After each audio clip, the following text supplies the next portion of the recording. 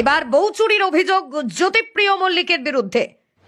অন্যের বউ নিয়ে পাহাড়ে ফষ্টি নষ্টি, চুটিয়ে দেদার পরকিয়া, বালুকে নিয়ে বোমা ফাটালেন এক অসহায় স্বামী। জ্যোতিপ্রিয় মল্লিককে কেন্দ্র করে আরো একবার হুলস্থুল কাণ্ড বাঁধল রাজ্য রাজনীতিতে।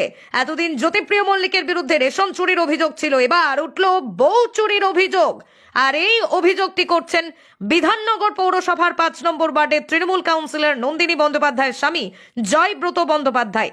একেবারেই সামাজিক মাধ্যমে এসে নিজের স্ত্রী ও জ্যোতিপ্রিয় মল্লিকের গোপন পরকীয়ার কথা ফাঁস করে দিয়েছেন। জয়ব্রত বাবু জানিয়েছেন তার স্ত্রীর সঙ্গে জ্যোতিপ্রিয় মল্লিকের দীর্ঘদিনের একটা ঘনিষ্ঠতা রয়েছে।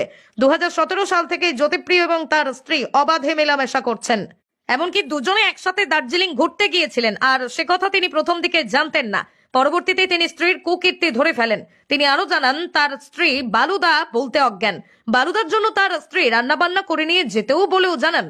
এবার কখনো কখনো মুড়ি মাখা ফল মাখা করেও নিয়ে যেতেন। 2017 সালে জয়ব্রত বাবু হার্ট অ্যাটাকে আক্রান্ত হন।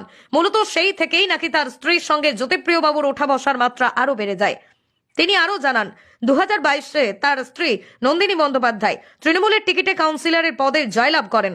তারপরই তিনি একটি ফ্ল্যাট কিনে অন্যত্র চলে যান। এখানেই জয়ব্রত বাবুর প্রশ্ন, যে সময় তার স্ত্রী ফ্ল্যাটটি কিনেছিলেন সেই সময় তার স্ত্রীর কাছে ফ্ল্যাট কেনার মতো কোনো টাকাই ছিল না, তাহলে কিভাবে তার স্ত্রী ওই ফ্ল্যাটটিকে